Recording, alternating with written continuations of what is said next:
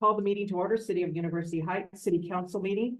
Today is February 13th, 2024, and we're all at the community center tonight. All council is present except for Tim Schroeder. Next order of business, approval of minutes, January 9th. Now you've circulated the minutes. Are there any additions or corrections to the minutes? Hearing none, the minutes are approved by unanimous consent. Okay, now we'll have public input. Any comments from members of the public? I don't see anybody tonight. Okay, what I'd like to do is go to the mayor's report first.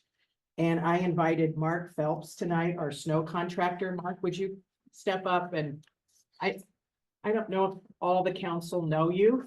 Probably not. And since we had a catastrophic snowfall occurring during the January 9th meeting, and most of us were in our homes on Zoom. Okay. So anyway, I invited you tonight because we had at least 28 inches of snow in about a week, 5 days. And that's what we normally get all season. Pretty close, yep. And so I really wanted you to come and tell the council, and do you have the log up? I want you to put up his log that he brought and the temperatures. Okay. And he can tell a little bit about what he did, because I think it's important for the council to know what you've been doing, the good work you've been doing for the city. Okay. So basically, obviously everybody knows what happened. It came in really, really heavy and wet, started that morning as people were getting home. And our goal is to kind of wait, treat what's there, and then go. However, when you get storms like that, and as heavy as it was, it is imperative that we stay on top of it. I don't have the log that we Our only alternative is to give up like they do in some other communities on your side streets and then come in with really, really huge, wheel loaders, of which we have that built in to the contract. However, the ground's not frozen. And that was one of my decisions to keep going the way we did, is because when you bring in a 20,000-pound machine to clear off snow, we can do some damage to curbs and everything else that we hit that are not visible when you're operating that. So I think we did pretty well. There's not any curbs missing. There's not a lot of damage inside the right of way anywhere. We just stayed on top of it that week. That first like 16 hours, it was just heavy and wet.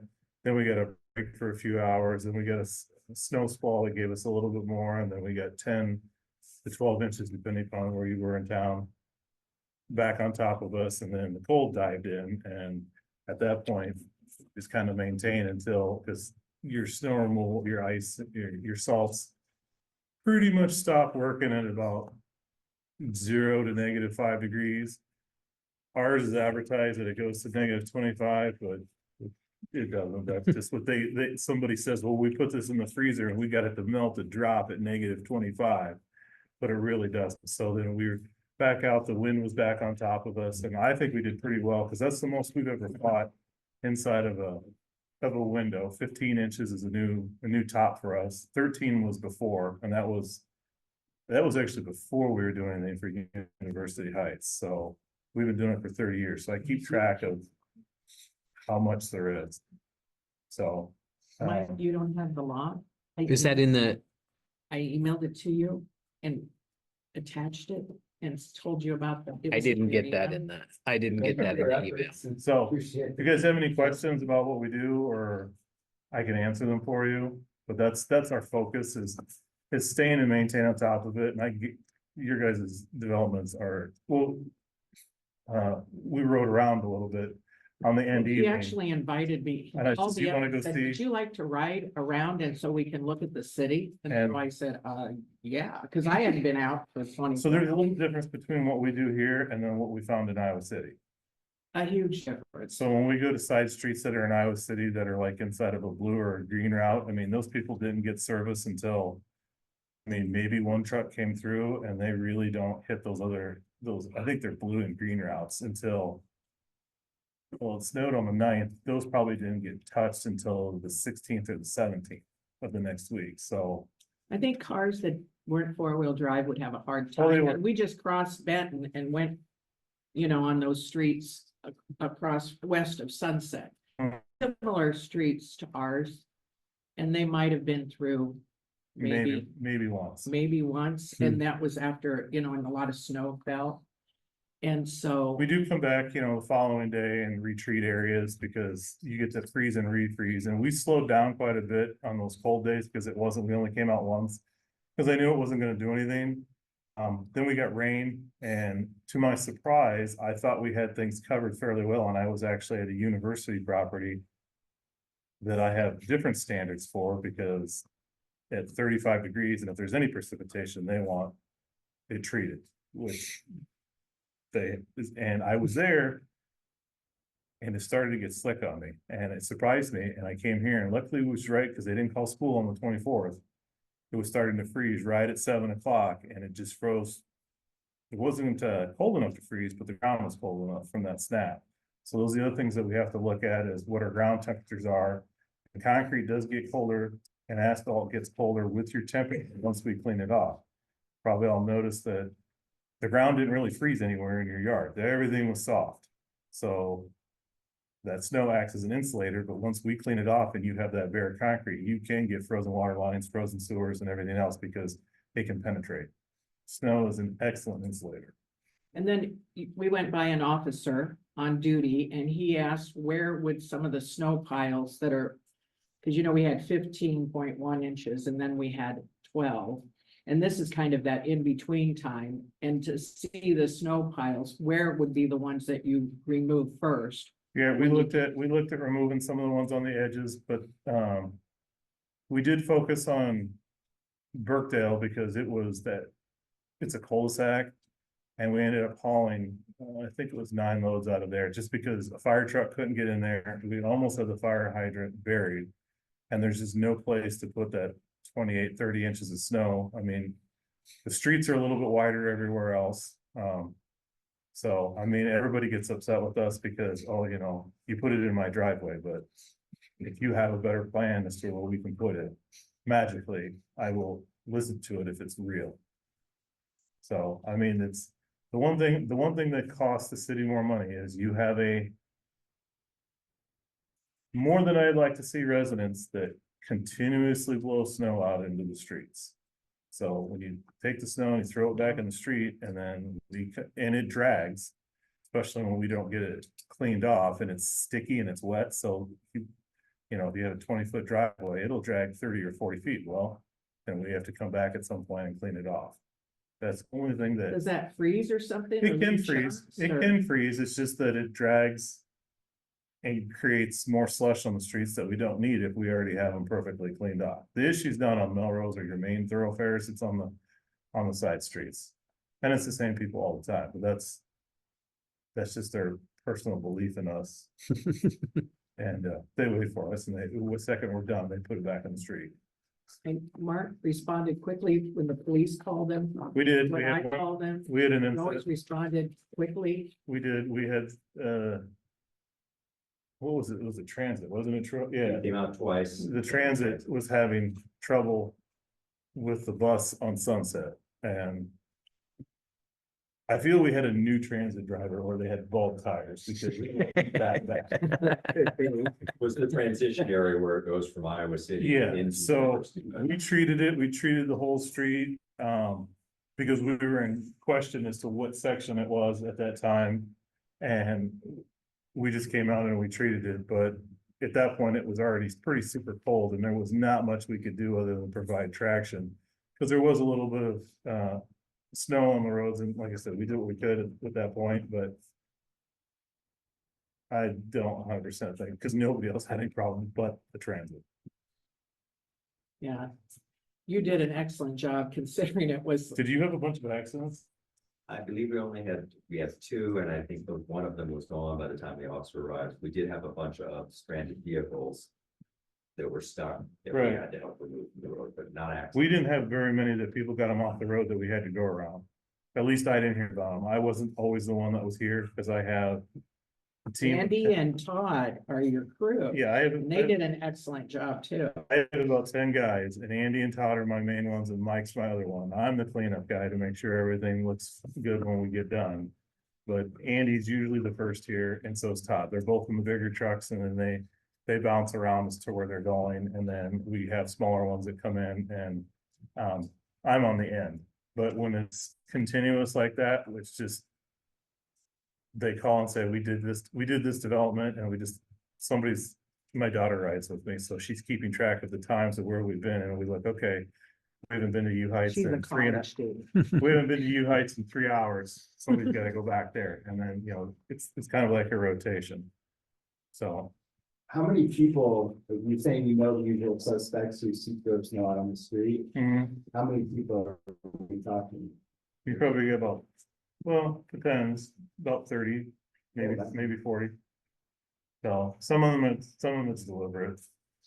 I mean, they wait for us. I don't understand what the issue, I mean. I tell people, some of them get upset because, so the streets are close to 30 feet wide. Our blades are 10 feet. If we could make 3 passes, that'd be ideal, but we usually make 4. They go in left, right, to split the roads, because Troy doesn't want us driving on the other side of the road, backwards to traffic. So we go in left goes in, then right, and then come back out right on most of the roads. So most roads get scraped at least 4 times. Some of the narrower ones, like George Street, that one's easy because that one's only about 25 or 27 feet wide. So we can get it done in 3 passes. But at 10 feet, they need to wait till we're completely done. But see, they see us go by and we clean off one, and they're right out there at the end of their driveway cleaning it off, and then they get upset because we're coming by. Well, we were not all the way to the edge. And our edges get shorter and shorter as that pile gets up there on the top. And so our only avenue to get over that is to pick up our speed. And so we pick it up, and we're probably between 25, they can be at 25 miles an hour to get it to throw over. And we have the tallest blades that there is. So, ours are actually the same height as what like the city of Iowa City uses. They're a different design. I feel we have a little bit more throwing power than they do. They have a little bit more downforce pressure, but we have more throwing distance. I mean, we could put it on their sidewalks if we wanted to, but they really get stuff. Yeah, I wanted to also say you work closely with the police, and whenever we pass the police, you talk to. We do.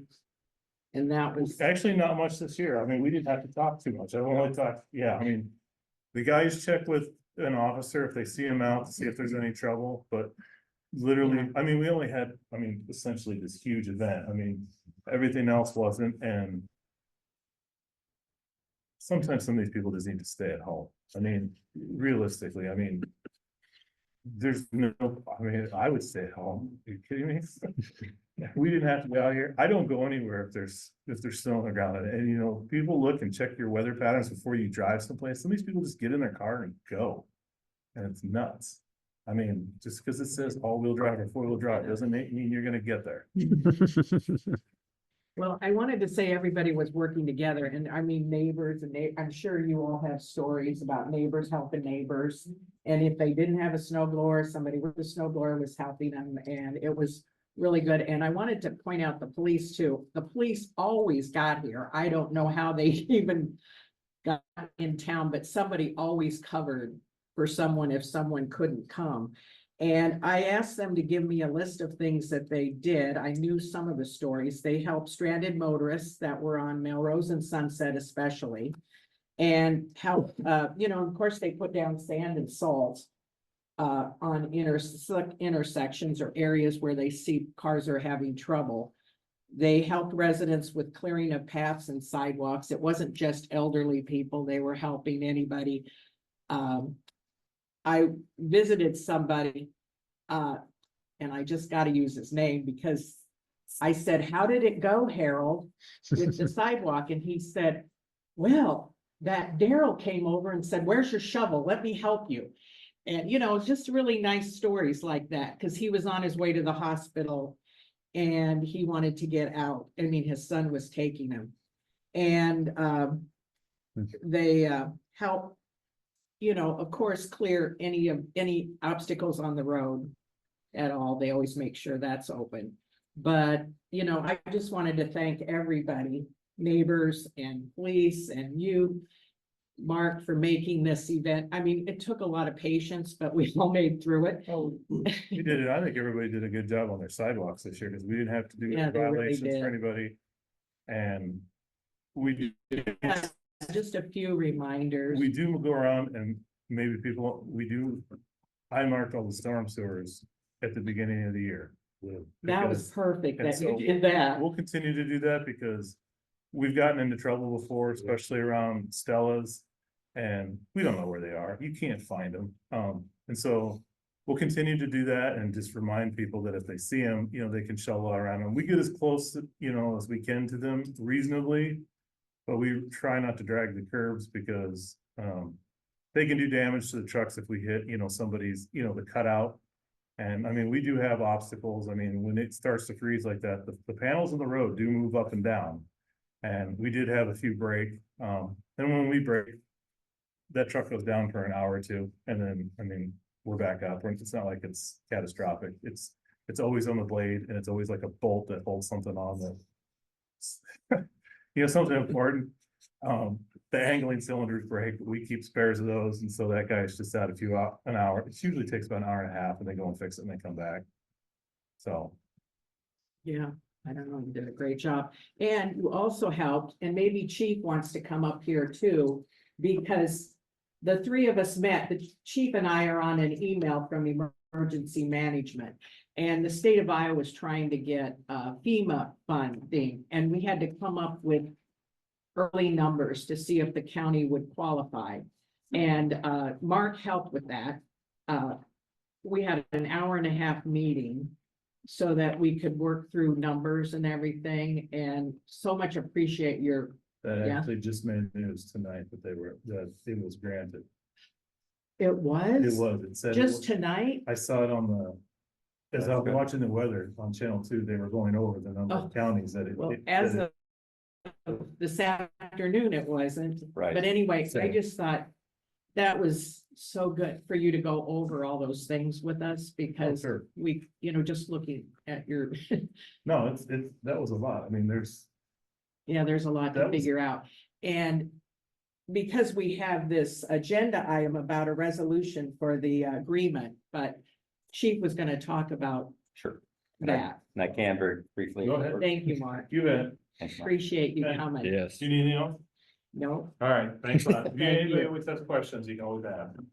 Thanks. thanks again. Thanks, Mark. I'll touch on some things when I get to my report, but as far as the FEMA, yes, the county and University Heights have reached out to the entity, the company that helped us through the derecho, and that is ER Assist. And I just communicated directly with the client representative, who was my contact the last time. They are not able to enter into a contract with us until after a declaration is made. It has to do with FEMA rules and FEMA timing. The woman that I deal with, her first name is Susan. She was very helpful, and I'm like, Susan, you're the expert. I'm not. I don't want us to miss any deadlines. And I want to make sure we have everything in order. She said, let me check on some deadlines, but the disaster hasn't been made. The disaster declaration hasn't been made. It was her understanding that FEMA representatives were going to come in town yet this week to make it. But that had changed, and it was going to be handled a different way. And it could be as long as 3 weeks before the official declaration was actually made. And she was very helpful with me, and she encouraged me to call her if I had any questions, that she would assist me with it personally. But that as far as us entering into any sort of contract with them for assistance, that would have to wait until after the declaration. So that's where we are on that. She was also helpful in addition to our snow removal costs and equipment costs. The mayor and I talked about, for example, we had, due to the extreme cold weather, we lost one car battery. The cold weather was when this cast exterior door was broken off and snapped. Those costs go into a different category, and Susan explained that depending on whether that's included in the disaster, she said it varies on the type of disasters, whether items like that are included. So we may or may not be able to attempt to recover costs. The battery was relatively small in the grand scheme of things. The door lock.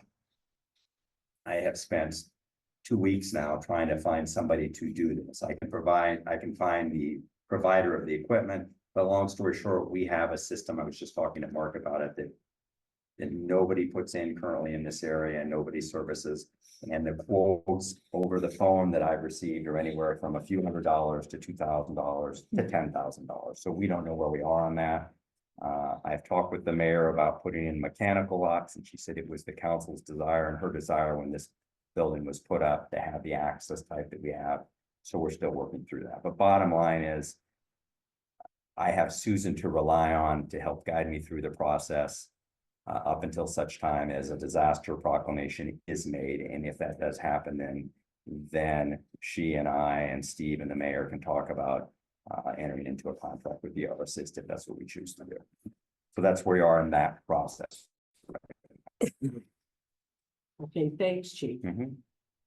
Okay, any questions about any of that? Okay, we'll go back to finance and if. Do you want to do the res, Steve, do you want to do the resolution for this? Yeah, should we do that, Risen? No, so we'll Okay, defer. Yeah, we're not. okay, got Yeah. it. I was at, I thought, Sorry. There was not a, so did you guys look up what happened in terms of the declaration? It looked to me like the news report from this afternoon, whether the governor had made the formal request. Yeah. Look at the side of it on KCRG, not, I don't think it's gonna. I don't think it's been, Put up, but they're making finalized. news. it's not in my email. That's what I found. I would just say I have a report that's kind of the basic version of what Steve elaborated on, so I think we can go to Steve's first. Yeah, Steve's first, and let's see. I'll get there. So, Give me a sec. Pretty much, I've got two things to go over. First of all, is the budget process calendar. Some of the things that we've done the last couple of years, those processes are the same, others, there are some changes. One of the biggest changes was the deadline for the completion of the budget has been moved from March 3rd, March 31st, so April 30th.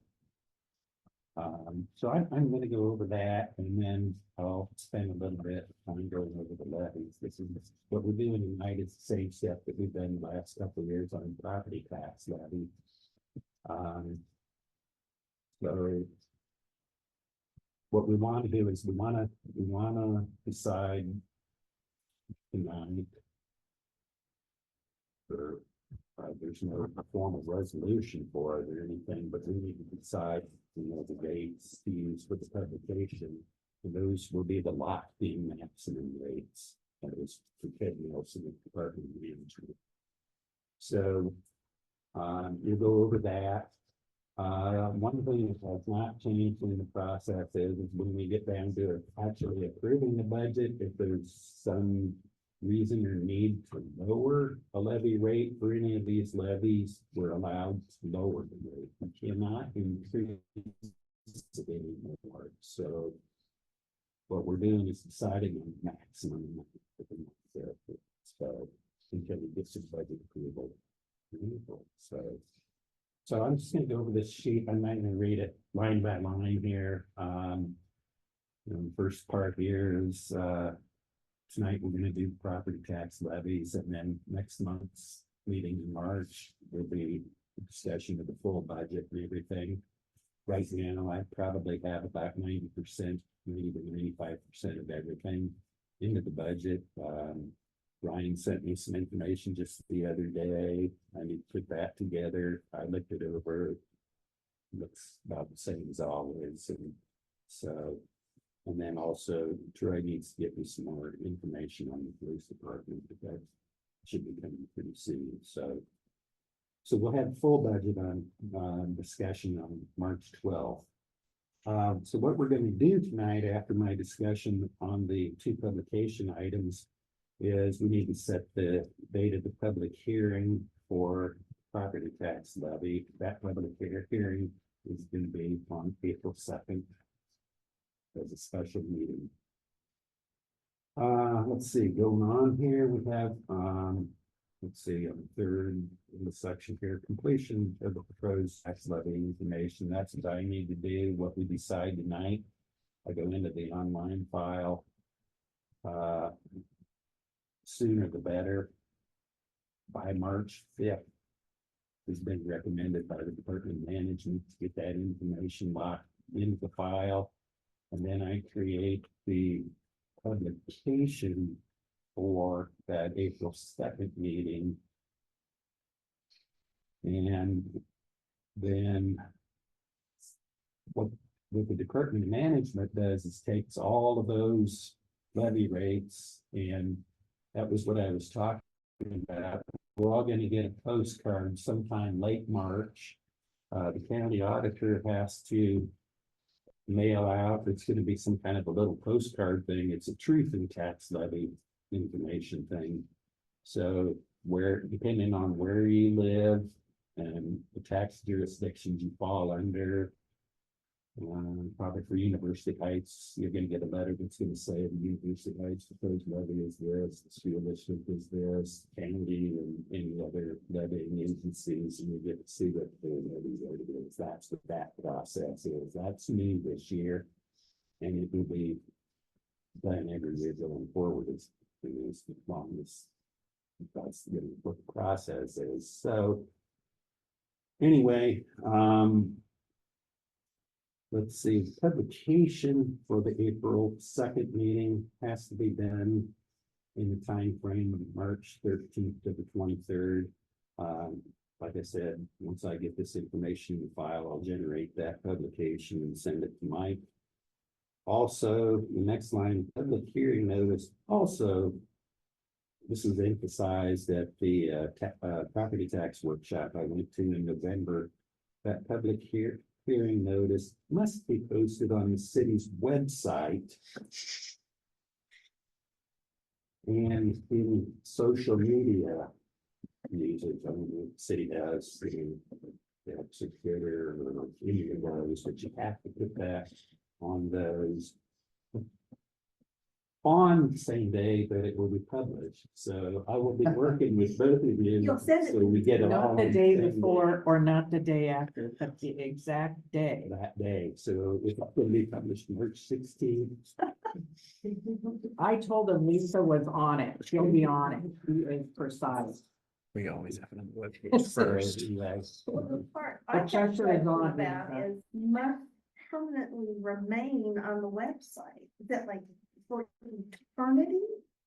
That's how that house file law was written that permanently. It's not how you have to budget when you read the budget on the website. That notice is going to be probably the same section where those are. And it says it must be permanently maintained. So that's an information. So anyway.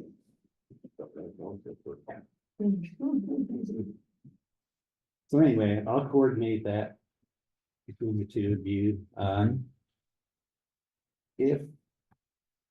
If anything comes up in the next, say about a week, I'm not gonna complete the file until probably about the end of next week, which would be whatever that is, February 23rd, somewhere there. I don't want to wait till March 5th, because the sooner you get it in the state, that helps get the information to the county.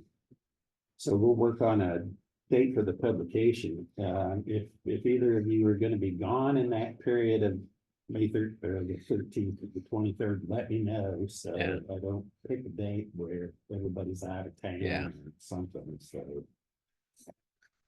Let's see, April 2nd. Okay, we will have two special meetings. First special meeting, this is, first one will be the special meeting on the proposed tax levies. It's also required that this is the only action item that actually action and discussion item that can be on the agenda that night. So we will have a one item agenda, we'll call and dismissal or allowed. Close the meeting and have another special meeting the Yeah. same night. Right, then we have to have another special meeting to set the date for public hearing for the budget on April 23rd. We cannot combine, it's under the theory that the only thing that can be discussed in this first meeting is what the levy rates are. We can't discuss any other part of the budget or anything, strictly that publication item. The way they do the law, so that's why we have to have two special meetings, so. Anyway, once we get past all of that, then we're back on the old process, April 23rd. We will have that will be the public hearing and the adoption of the full budget that we basically decide at next week's meeting, so. One thing I note that they brought up at that workshop was the first special meeting on April 2nd. We've always had to have a resolution that had to be taken to the county auditor. They say now that a resolution is not required. I don't know what the reason for. I guess it has to do with, we can only talk about that one sheet of paper. But like I said, what I send in by the end of next week, that we're locking in at those rates, so that's why we need basically just to improve, moving forward on the budget process, so. And then after April 23rd, I'll submit the budget online, in PDFs, publications and resolutions and so forth, and then we'll do the same thing going down in the auditor. So it's a little bit of a different process. It's kind of a little crazy in some parts, but it's what we have. So second page, this is just information, some relevant information. I'm not really going to go through it. What whole in the past we've had, cities in Iowa have had quite a, I guess, a menu or a smorgasbord of levies to pick from. There was about a dozen levies that were eliminated out of the general fund. Some of those are elected voted levies and some are non-voted levies. And they were very specific things like airports, bridges under the interstate, over the Mississippi and the Missouri River, things like that. So they pretty much wiped out all of those add-on general ones.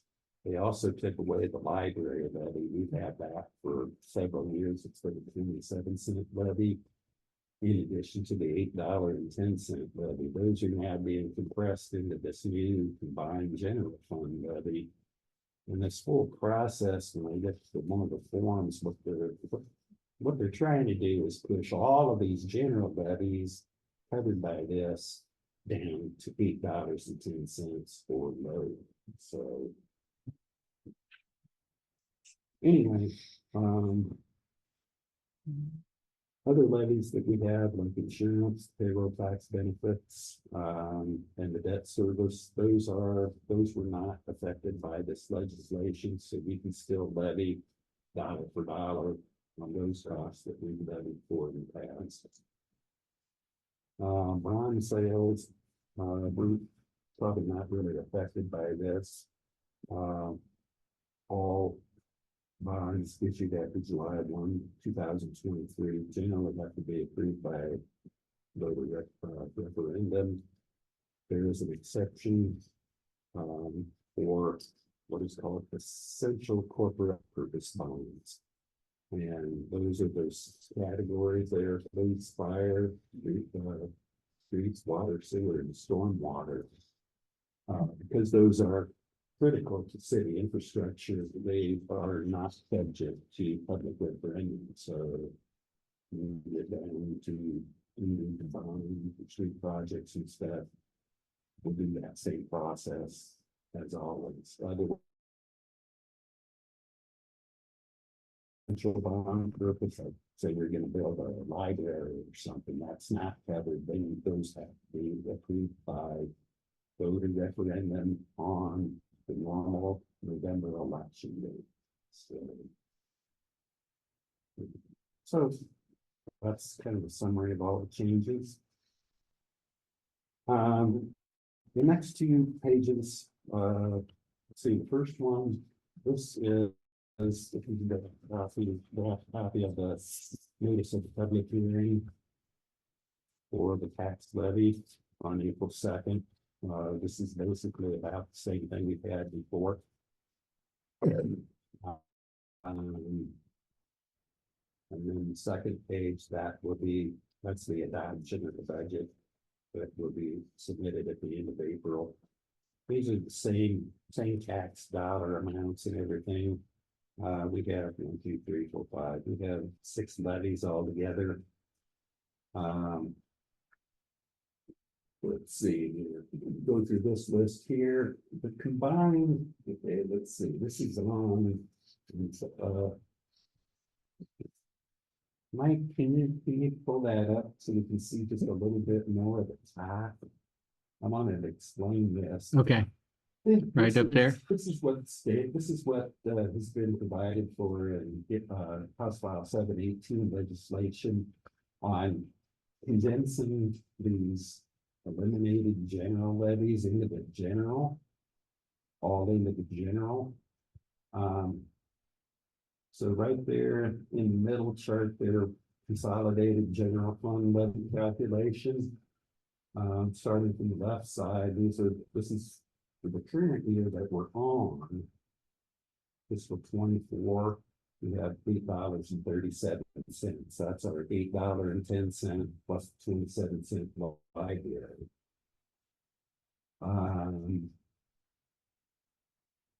Over to the right, far right there, taxable growth percentage. That is the taxable non-TIF taxable value of real estate. That increased by 3.09%. There's 3 levels on this. Any city that has a growth rate of less than 3% or less does not have to do any reduction.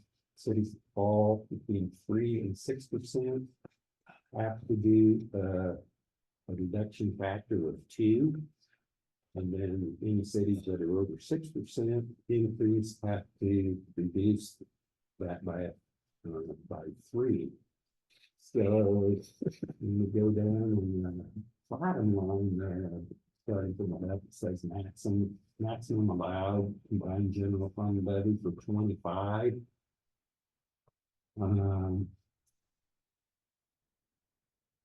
You go over to the right, the revenue growth percentage, see 1.0%. That's the reduction of the factor of 2% from the property value increase. So we're only allowed to increase the general fund revenue by 1.07%, not 2%. 3.09%. This information is all calculated by the state. It's on file. I mean, it can't be changed. Department of Management has calculated this all out. And then starting at the bottom of the page there, Yep. a little bit. Yep. These are the levies here. That's from the top, the consolidated general fund. Let's see. Here we go. On the very right, in the column, $8.20.6 is what we can levy for the general fund, not $8.37. We can only do $8.20+. The other levies, these are dollar request levies. Those are not affected by this compression of the rate based on the property tax rate. We can levy for actual dollars for the rest of the levies, like debt service, specifically pay those bonding costs. let's see, we have the FICA and IFRS payroll taxes and other employee benefits. And we have, the transit levy is one that was not eliminated, so we're able to levy for that. And then we have the liability insurance. Are those further down? Note about the Okay. liability insurance levy and also the other employee benefits. The other employee benefits is the health insurance and the workers' comp. And we probably heard over the course of the past year about some of the I guess consternation or trouble or something going on in the insurance industry just because of the high cost of several disasters over the last couple of years, hurricanes, fire in Hawaii, things like that. And it's kind of, those disasters have been very costly, and what it's getting down to is the reinsurance industry. And so back in December, ICAP, which is the Iowa Communities Insurance Pool, it's a pool that the state manages to basically cover all the cities to equalize loss across the state. They advised that because of the turmoil in the insurance industry, they strongly advised budgeting an increase of 30%. Increase in insurance costs. So the liability levy, the insurance levy went from 10,600 to a little over 14,000. And then the employee benefits levy went from about 61,000 to about 77,500. We've also had a large increase in There it is. Walmart. 22%. We've had large increases 2 out of the past 3 years, so we've been advised that we should probably expect some large increase in insurance. So anyway, what that does is it actually, with the extra levy we need to cover the insurance, we have a levy rate, looking at $11.59 per thousand. That compares to 11.7876. So we're only up less than 5 cents. So most of that increase is just attributable to the insurance cost. So And so to boil it down for council, just make sure we're on the same page. We don't have a whole lot to decide because our levy right now is at the maximum for the general fund, is at the maximum that it can be, which is already a reduction, as we discussed, from like 8.37, and you have the general fund, including the library, being the 8.1 plus the 27 for the library. So I doubt, I mean, that's what we'd be, I guess, discussing tonight, but I doubt we'd want to go below the maximum for the general fund because it's already being restricted by the House file. And then the rest of them, my understanding is that we have to include a levy of either the lower of the maximum allowed for that particular levy or our budgeted expense, right? right. And so that we can always, Yeah. and we can always start high and go down. So that's why when we budget in some of this stuff, there's not really a huge downside to do that in a sense right now. And we're not talking about an unreasonable, like with the insurance, an unreasonable increase because that's what we were told would be a reasonable estimate for this year to budget in. Because if you look at the payroll benefits levy there, it's that only increased by about $2,000. We've got we're working with a 3.5% raise factor on payroll. Full-time and 3.25 part-time, so. Payroll taxes are in line with, pay raises, so that means. That means a good. Yeah, and that's true about, it's the lower, the levy rate or the dollars. The transit levy now has a 95-cent maximum. But that one is the lesser of dollars needed or 95 cents. That levy was, just a shade over 53 cents, so. I mean, you can't levy 95 cents because we don't have another large cost there, but, if transit cost is real high, then we probably would need about 95 cents limit there. So fortunately for 5 and 6 levies, we can levy dollar for dollar, but we don't lose anything there, but on the combined general levy. I just did a real rough calculation on that. What we're getting now versus what we would have been able to get. This law never taken effect. It had about a $15,000 effect this year. Last year was the first step on this. We had a similar reduction somewhere around 20,000. So over the 2 years, we lost about $35,000 off of the general levy, the general fund levy that we could have levied. So I think it was helpful you put these penciled in these levy rates from the last last 4 years. 3-4 years. Yeah. And then you can see that, well, only 3 to 5 cents maybe. It pretty much follows a similar pattern, it's going up Yeah, 4 or which 5 is- cents a I year. think we're better off than a lot of cities. Yeah, because You know. you read about how much Iowa City's projected to lose because of this squeezing the general levy. Mhm.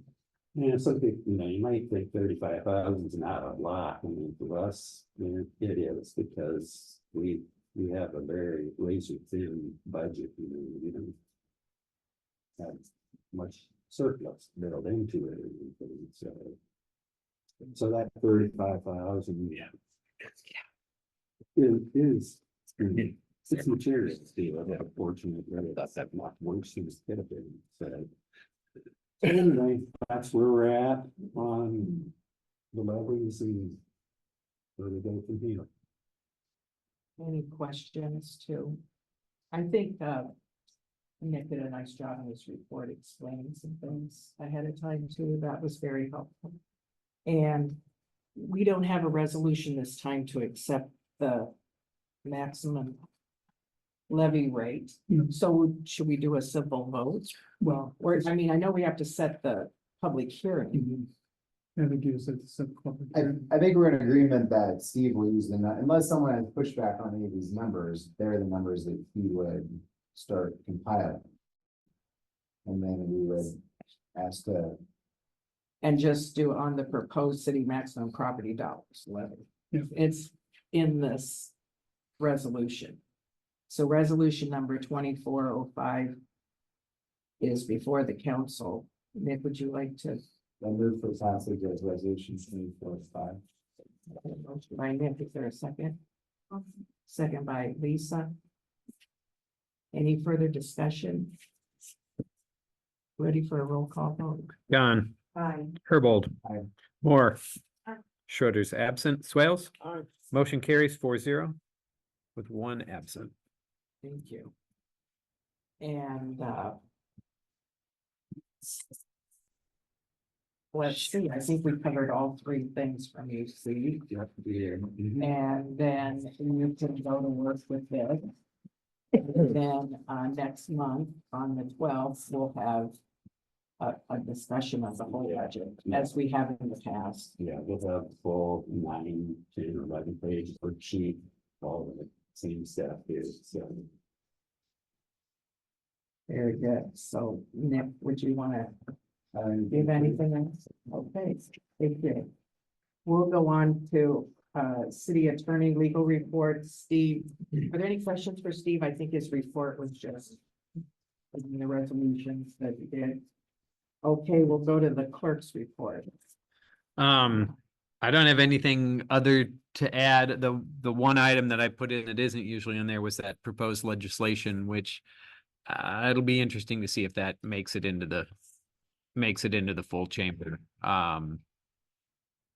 That changing that would allow cities under 70,000 to be able to regulate short-term rental is a pretty big deal, and that would affect us and Iowa City and Cedar Falls and Ames, which are all of the towns that are experiencing the most issues with that. So I'm not optimistic, but we'll see what happens.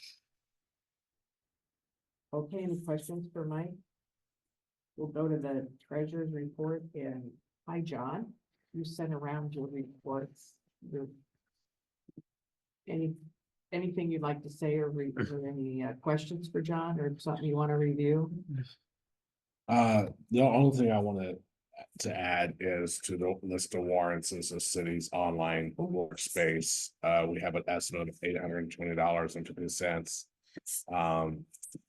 And we're still it's kind of a bit of a paper chase for the invoice, but I wanted to get it off the warrants list, so when it does show up, we don't have to wait a month to Okay. pay the bill, and the city staff loses its Any workspace online. questions about adding that on or anything? Okay, so he sent around the warrants list. Are there any additions or corrections? Just that one. Any objections other than what you added? And then is there any objections to paying the bills? Hearing none, the bills will be paid by unanimous consent. Thank you, John. We'll go down to police chief report. Thank you, Mayor. I would like to take a few minutes just to comment on a few things on this report. Under staffing and related issues, it's been a long road, but Eddie and I, Officer Jasmine and I appeared before the Academy Council this past month, or early this month, and petitioned for waiver to allow him to go through certification by examination rather than attending the 16-week academy. There's still a financial cost to it. That's not what hurts us. What hurts us is if he has to be gone 16 weeks to attend the academy.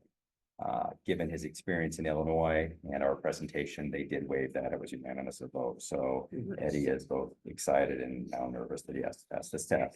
But that's a good thing.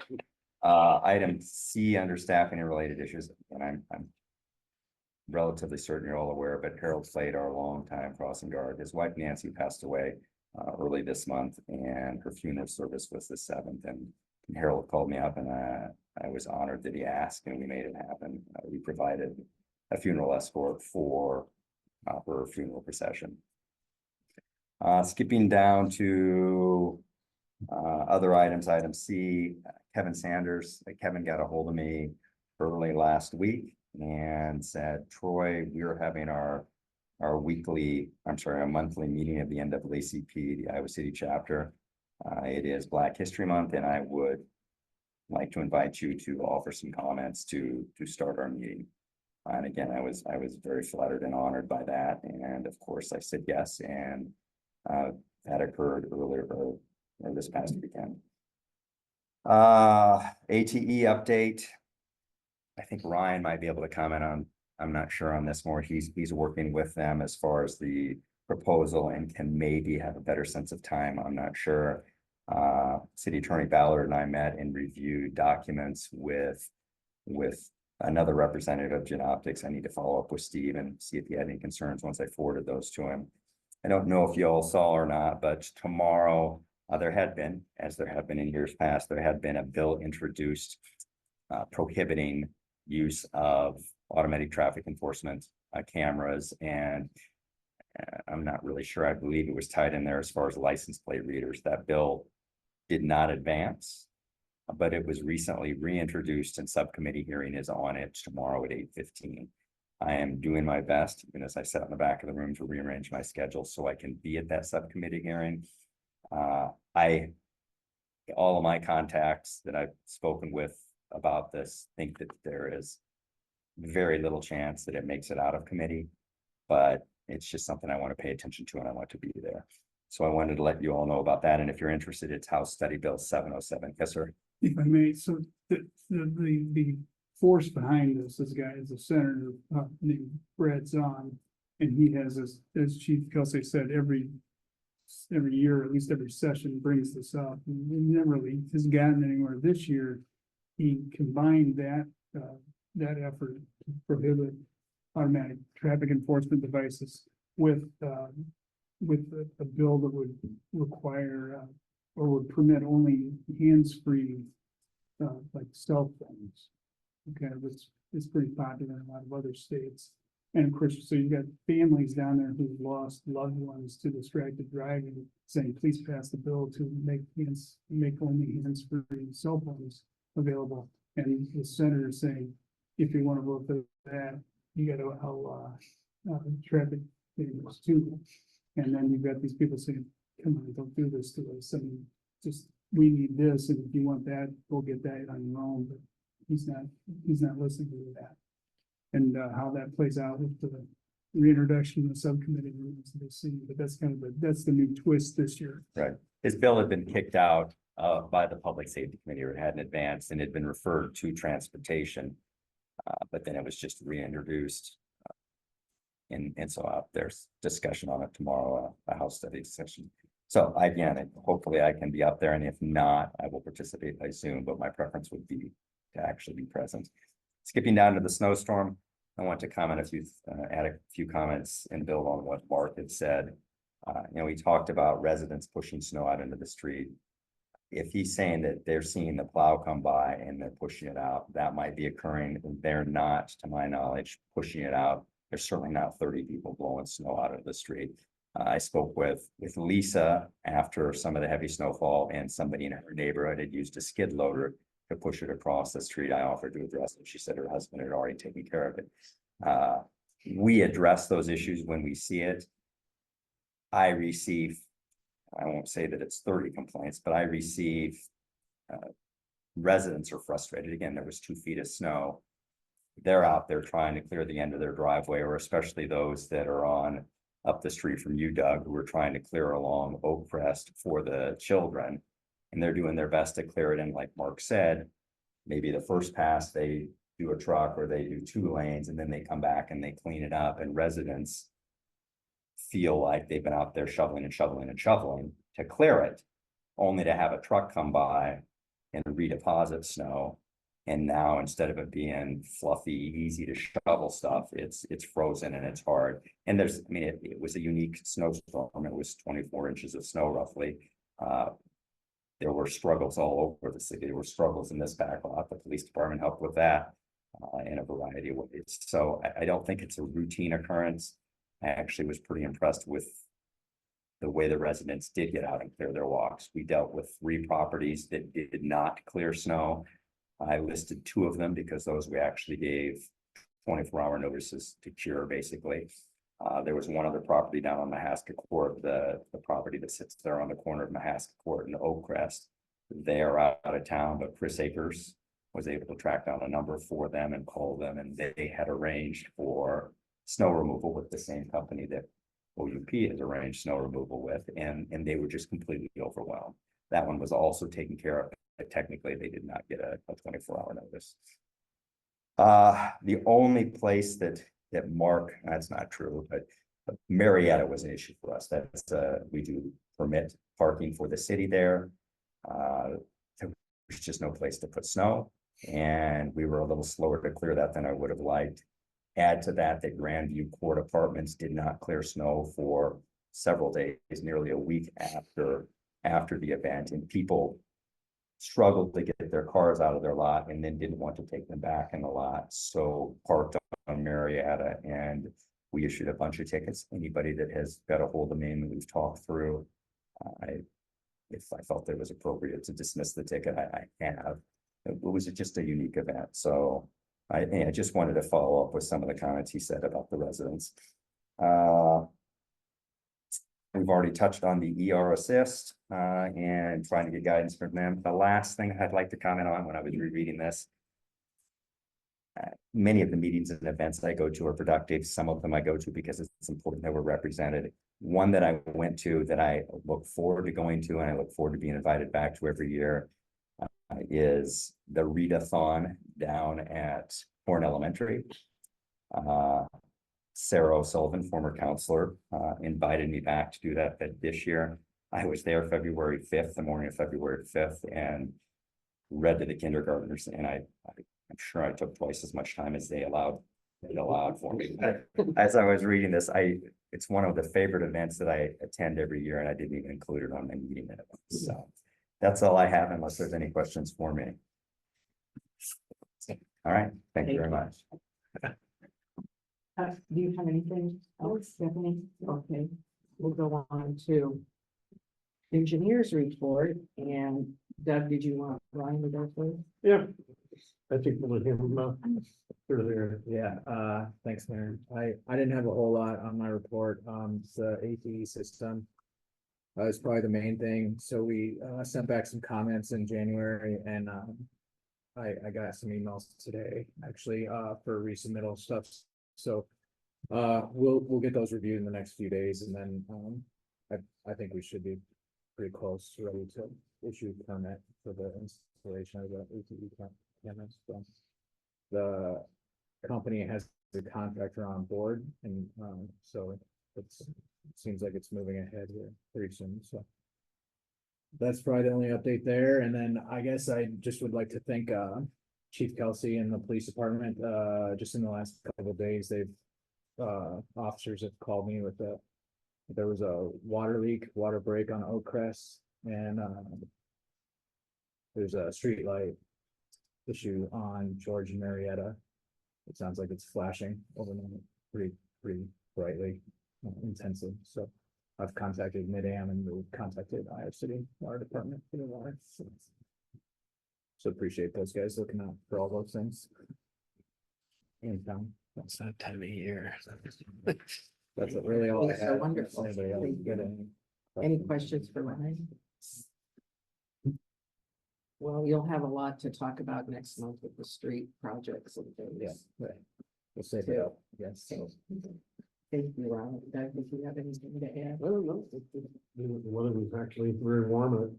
It's got all the storm drains. It was kind of nice instead of Yeah. kind of slushy, so it was a real automatic. Thanks for digging a few of them out. Yeah. No problem.